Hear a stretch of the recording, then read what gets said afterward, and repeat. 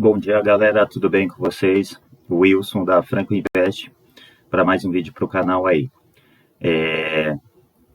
Hoje eu vou falar algumas coisas mais conceituais a respeito de rentabilidade, risco e liquidez aí, os principais fatores de análise de investimento, tá? Que eu considero, e além da diversificação de carteira, que serve muito bem para reduzir o risco. Se você gostar do vídeo aí, deixa um like aí e se inscreve no canal. Então, basicamente, aqui, 3 fatores de análise de investimento aqui, a rentabilidade, liquidez e o risco, tá? Então, vamos dar uma analisada em cada um desses aí. O que é a rentabilidade, galera, tá? A rentabilidade seria o teu retorno ali do seu investimento, tá? E temos aquela velha máxima do mercado financeiro, né? Quanto maior o risco, maior o retorno, pelo menos a tendência, né? E quanto menor o risco, menor o retorno. Por isso que a poupança paga pouco, né? Porque o risco de você perder o seu capital investido ali é bem baixo, tá? Já ações temos um risco mais alto, mas o potencial de retorno é maior. Bitcoin é a mesma coisa, o risco é ainda maior e o potencial de retorno é maior, tá? Então, temos essa relação entre risco e retorno, tá? Como que a gente mede a rentabilidade dos seus investimentos, tá? A gente tem várias formas de rentabilidade. A gente tem a rentabilidade absoluta, rentabilidade relativa, rentabilidade bruta, líquida e real, tá? Vamos a um exemplo bem simples aqui do que seria uma rentabilidade absoluta. Como que você chega na sua rentabilidade absoluta? Então, basicamente, você teria que pegar lá o valor final, tá? Menos o valor inicial, dividido pelo valor inicial. E para achar em percentual, você multiplicaria por 100, tá? Então, vamos a um exemplo lá. Imagine que você comprou lá, você tem 30 mil reais para fazer um investimento, e esse investimento te gerou lá depois de um mês, tal, ele valorizou, e você chegou a um valor final lá de 31.800. Então, o teu valor inicial que você aplicou foi 30 mil, o teu valor final seria de 31.800. Qual que foi a rentabilidade desse investimento, tá? Então, basta você fazer a seguinte fórmula. Você pegar o teu valor final, que foi 31.800, de repente depois de um mês, depois de um ano, independente, subtrair o teu valor investido, que nesse caso aqui foram os 30 mil reais, e dividir pelo valor inicial, que são os 30 mil reais. No final, multiplicar por 100, tá? Então, você encontrou aqui uma rentabilidade de 6%, tá? Essa seria uma rentabilidade bruta e seria uma rentabilidade absoluta, tá? Por assim dizer, olhando esse número, a gente não sabe se essa rentabilidade foi boa ou ruim, não sabe qual que foi o risco desse investimento e não tem nenhum comparativo para verificar se foi bom ou se foi ruim essa rentabilidade, tá? Um outro exemplo seria quando você tivesse uma rentabilidade negativa aqui. Nesse caso aqui, você vendeu esse ativo por um valor menor do que você comprou. Então, aqui o valor final seria 29.500, você comprou por 31.800 e você teve uma rentabilidade negativa, tá? Aqui você perderia dinheiro, tá? Mas essa rentabilidade também foi boa ou foi ruim, tá? Às vezes perdeu 7, mas comparando com outros tipos de investimentos, de repente caíram 15, 20, daí você não foi tão ruim assim, né? Então, essa rentabilidade absoluta aqui, ela não nos diz muita coisa. Por isso que é importante você trabalhar lá com a rentabilidade relativa, com a rentabilidade também líquida, etc. Como que a gente encontra a rentabilidade? O que é uma rentabilidade relativa? É você comparar aquele valor, tá, que você obteve com algum parâmetro de mercado. Por exemplo, você tem uma carteira de ações e ela rendeu lá aquele 6%. Ela está performando bem ou não? Então, no mercado de ações brasileiro, a gente utiliza muito como referência o índice Bovespa, tá? Por mais que o índice Bovespa seja muito concentrado em ações de Petro, Vale, bancos, né? mesmo assim ainda é o principal, é a principal parâmetro, referência ali para você, de repente, dar uma olhada, né? Como que se comportou a sua rentabilidade dentro de uma carteira de ações. Se suas ações são, de repente, small caps, daí você tem o índice de small caps. Temos também índices de dividendo, então vai depender lá do tipo de ações que você tem dentro da tua carteira, tá? E você decide com qual você quer comparar. No índice de renda fixa, o índice muito utilizado ali para verificar o parâmetro, verificar a rentabilidade, seria a taxa DI, tá? Então, você compara a renda fixa aqui, o principal benchmark aqui, seria a taxa DI. Então, a taxa DI está rendendo 12%. Agora está em 11,65, por exemplo. Teu rendimento lá está sendo acima do DI ou abaixo do DI? Quantos por cento acima ou quantos por cento abaixo, tá? Aí você consegue ter a rentabilidade relativa, tá? Então, essa é a diferença entre a absoluta e a relativa. A absoluta é aquele número lá que a gente chegou, e a relativa é comparando com algum índice de mercado, tá? Que daí você tem uma ideia melhor se você está performando bem acima da média ou está performando mal abaixo da média, tá? Acho importante essa questão da rentabilidade relativa. Ainda a gente tem a rentabilidade bruta e líquida. Naqueles exemplos lá que eu trouxe anteriores, é rentabilidade bruta. A líquida, você tem que descontar tudo que for, tipo, algum gasto que você teve, principalmente lá em imposto de renda, né, que tem muito nos investimentos, alguma corretagem, alguma comissão, etc, tá? Então, retirando todos esses fatores, você chegaria na rentabilidade líquida, tá? Muitos investidores olham essa taxa DI de 0,9, 11,65% ao ano e leva em conta como se ela fosse uma rentabilidade líquida, tá? E ela não é, galera. A maioria dos investimentos aí em renda fixa tem imposto de renda, tá? Que seguem mais ou menos essa tabela, tá? Títulos ali de curto prazo, títulos públicos, CDB seriam exemplos, tá? No curto prazo ali, ele tem uma alíquota de 22,5%, tá? Sobre o rendimento. Então, aquela taxa lá de 0,9 ao mês, descontando esse 22, já não vai ser 0,9, teu rendimento já vai cair para 0,7, 0,75, tá? Então, tem que calcular. Para prazos ali maiores, de 181 a 360 dias, vai caindo, né, 20%. E acima de 720 dias ali, que daí você consegue a menor alíquota, tá? Que daí chegaria numa alíquota ali sobre os rendimentos, tá? De 15%. Então, é muito importante também essa questão da rentabilidade líquida, tá? Muita gente, às vezes, compara ali a renda fixa aos fundos imobiliários, o rendimento e tal. Então, a gente lembra aí que os fundos imobiliários, eles têm um rendimento líquido de IR, por enquanto, né? Graças a Deus. E já a renda fixa, não. Só que o risco daí também é maior. Então, tem aquela relação de risco e retorno, tá? Então, é importante você, na hora de você calcular a tua rentabilidade ali, principalmente se você investe em renda fixa, descontando esse gasto com imposto de renda. Por isso também que às vezes as LCIs, LCAs, elas se tornam interessantes. Por mais que às vezes um CDB pague lá 115% do CDB, da taxa DI, às vezes uma LCI que rende só 100%, só, né, em termos 100% do DI, às vezes ela é mais interessante do que aquele CDB que paga 115%, porque a LCI e a LCA, elas não têm cobrança de imposto de renda. Já o CDB tem essa cobrança. Ainda mais se for títulos de curto prazo, eles perdem ainda mais competitividade ali, né? Se for comparar com essas LCI, porque a taxa daí é bem alta, né? 22,5%, tá? Títulos públicos também tem isso. Então tem que ficar esperto com essa questão, tá? Uma outra análise ainda que você pode fazer seria a rentabilidade real, tá?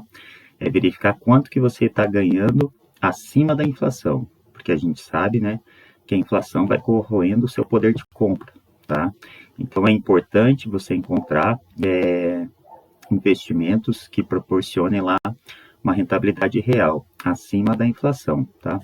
Temos uma fórmula bem simples aqui, né, para você chegar ao cálculo da rentabilidade real, mas basicamente, se você quiser fazer a grosso modo, só pegar a tua rentabilidade líquida e subtrair a taxa de inflação lá do ano, você já chega numa coisa bem próxima a essa fórmula aqui, tá? Por isso que tem alguns investimentos que rendem, por exemplo, lá, IPCA mais 5, IPCA mais 6. Então, esses investimentos são interessantes a longo prazo, porque eles garantem lá o teu poder de compra. Ele está falando o quê? Esse investimento. Olha, eu vou te pagar a inflação, tanto faz se ela foi 10, 20, não importa. Mas você vai ter um ganho real de 5%, tá? 6%. Então, temos títulos públicos aí com esse comportamento, né? Com essa nesse formato, né, que paga o IPCA mais alguma coisa. Temos CDBs também que pagam o IPCA mais alguma coisa. Temos CRIs, CRAs, LCIs, LCAs. Então você encontra bastante coisa aí no mercado que paga a inflação e mais um juro real, tá? Então é só você dar uma pesquisada aí. E para quem quer garantir um ganho real, esse seria o melhor investimento, tá? O IPCA mais alguma coisa, beleza? Aqui eu trouxe um exemplinho só para mostrar assim como que você chegava, qual que seria o ganho real, por exemplo, da poupança nesses anos aí selecionados. Então a gente pode ver, por exemplo, que em 2015 a poupança ali perdeu do índice de inflação, tendo um retorno real negativo. Então lembrando assim, nominalmente você ganhou ali 7,65, mas em termos de poder de compra, você perdeu. Você teve uma perda ali do poder de compra de 2,72, tá, no ano de 2015.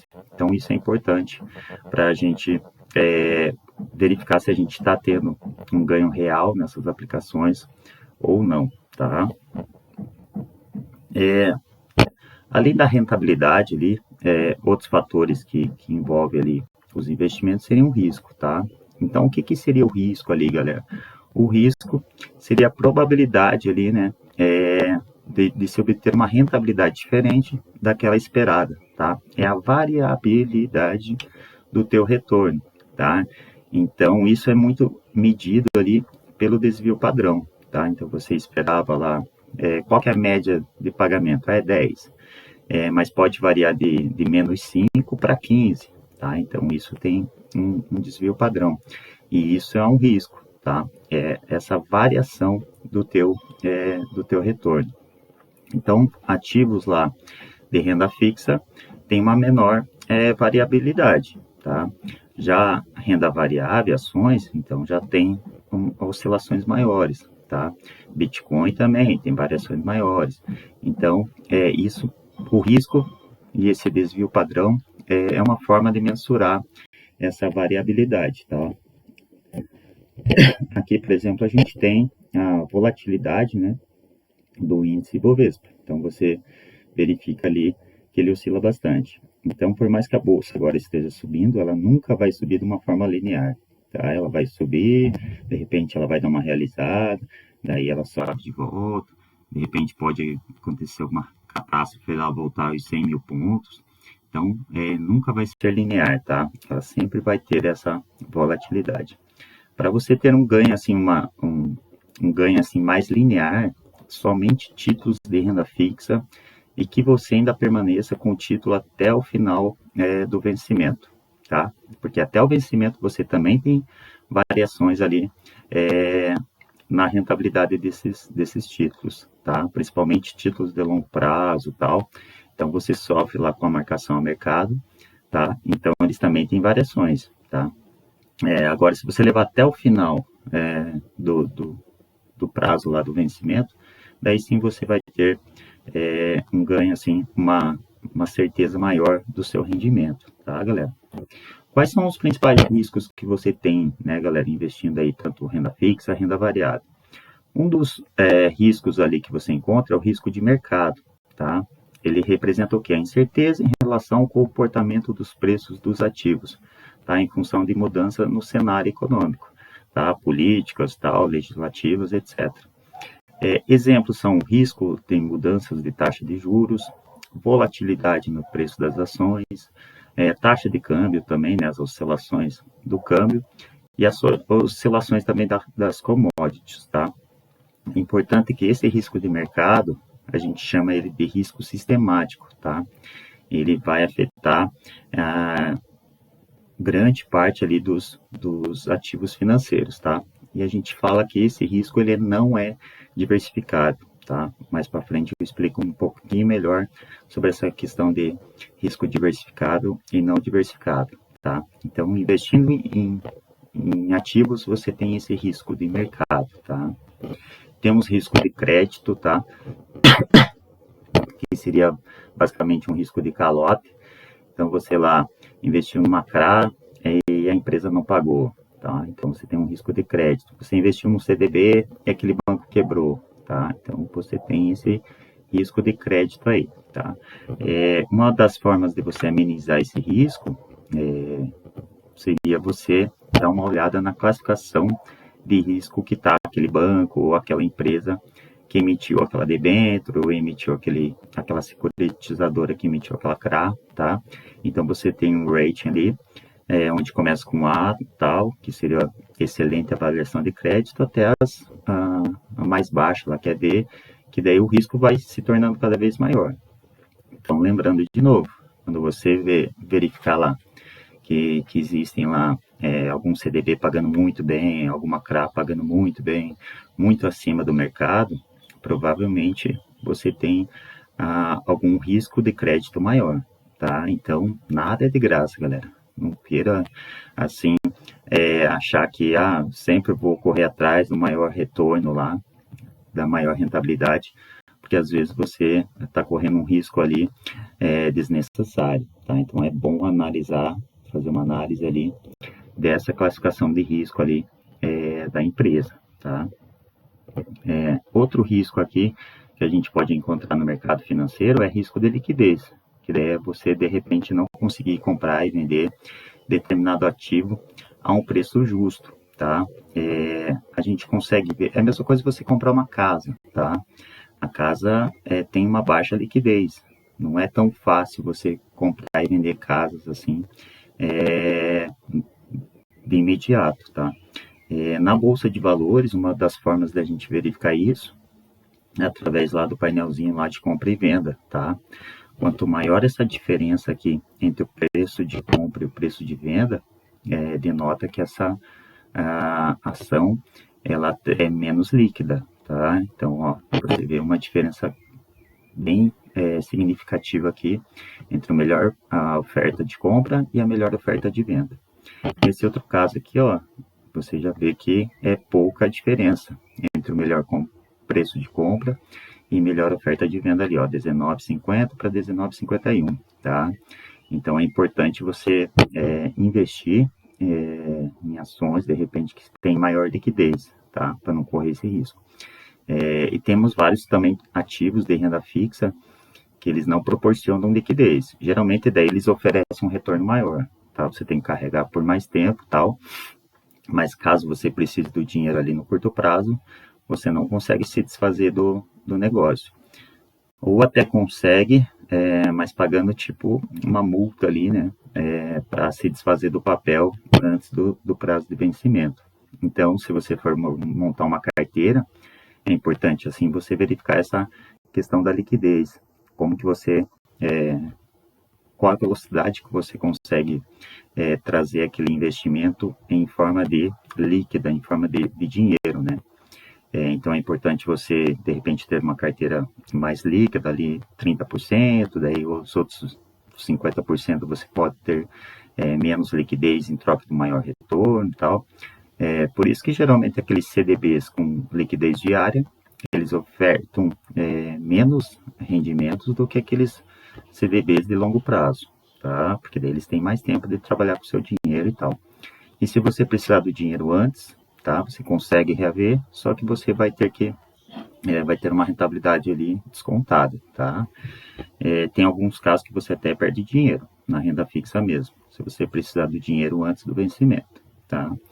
Então, temos 3 tipos de risco aqui, de mercado, de crédito e de liquidez. Temos também o risco operacional, tá? que daí é bem atrelado a uma instituição, a uma empresa, tá? O exemplo que a gente pode dar ali é das Americanas, tá? Então, fraudes, erros, tal, que possa trazer prejuízo para a empresa, tá? Então, isso é um risco operacional, tá? E esse é um dos riscos que você pode, através da diversificação ali, reduzir esse risco aí, tá? É iminente ali, é dentro da instituição, dentro da empresa, tá?